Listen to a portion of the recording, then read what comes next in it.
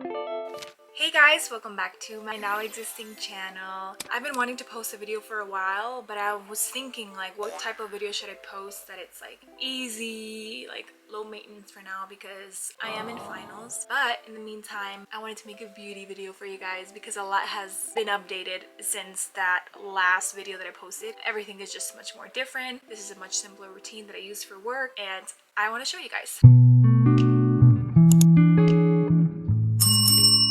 When it comes to the hair, I always try to think of different things to do. I usually blow dry it, but I want to embrace my little small like curls that are trying to come back. As you know, I have gotten keratins because my curls are everywhere and have been everywhere ever since. I don't know though, today I just kind of want to leave like the little waves. The hair is gonna take a minute. The hair is what literally bothers me. The makeup is easy peasy lemon squeezy. All right, here we go.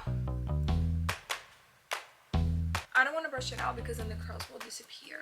And I don't want them to. I want them to stay. Because then it's going to be this huge, big block of mess and I'm going to have to blow dry it. I don't know if I'm going to have to eventually. Like, it already looks like a mess.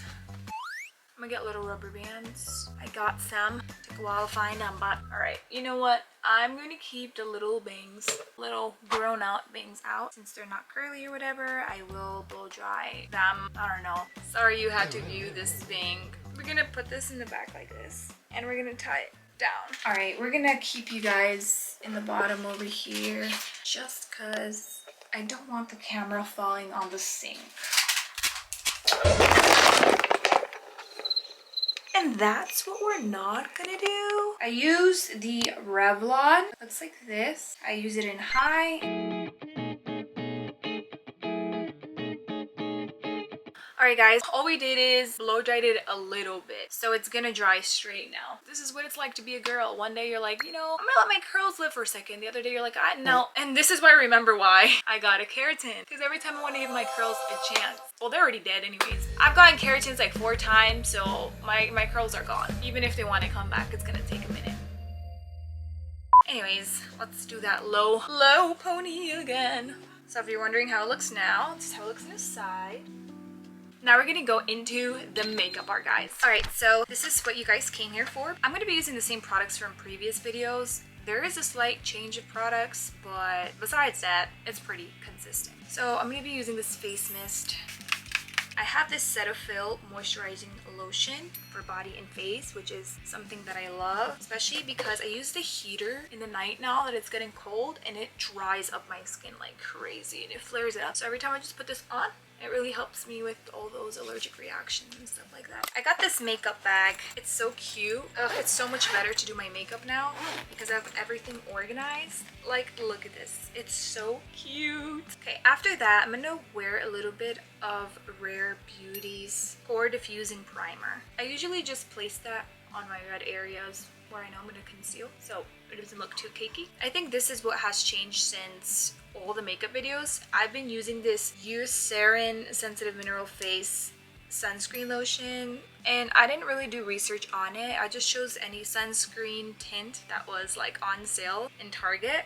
I just chose this option because it said it's blendable tint for all skin types, and I didn't want to buy an accidental one that wouldn't be my color or look natural. So I just got this one, and the only downside to this is that it's oily, but besides that, if you like set setting powder, you should be fine. So it's really nice though. I mean, it does the job. So I blend it because it's like a moisturizer sunscreen with my fingers. The way I just like wash my face. I'm just trying to get it over with. Okay, next thing I'm going to get now, a brush, and I'm going to set my face with setting powder everywhere to take away that oiliness from the sunscreen tint. Again, I just use any translucent powder. I don't really know the name of this. I've had it for a while. I know, guys, it's so bad to use expired makeup, but let's be real. How many of us use expired makeup? Like, it's so bad, and I'm not at all recommending it. Like, not at all. I just don't have time to be spending money on makeup. We're a beauty guru with a budget. How about that? I'm gonna use this Cooling Hydrator Eye Depuffer, even though it's already late, but it still does a job because we haven't put concealer on, so that's fine. This is an e.l.f. concealer, but it ran out a long time ago, and now I just take different foundations and put them in here. So it's a DIY concealer. because I like getting concealers that are kind of my exact same skin tone so that it looks natural. You'll see.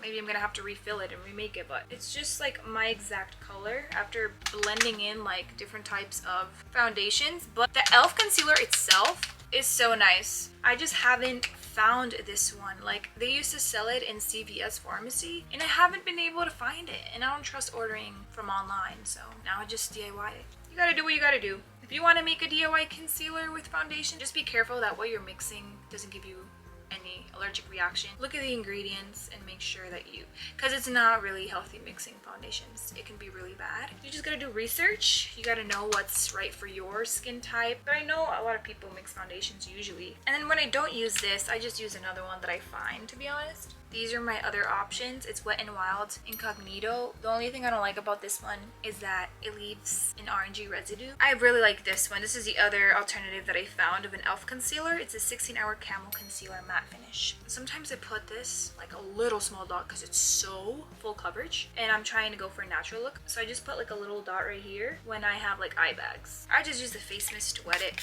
but you can use water, whatever you have. Really recommendable to like blend right away. That's when people say it like creases, but girl, now are you seeing what I meant by natural? It's like if I don't even have anything on. It like gives me so much confidence. Like, are you seeing this, guys? Are you seeing this? We're gonna set it now. The same brush. I just go around like this. It's good. Now my favorite part, I got cream blushes. These are the Rhode Pocket blushes. I got it in the shade Toasted Freddy and in the shade Freckle.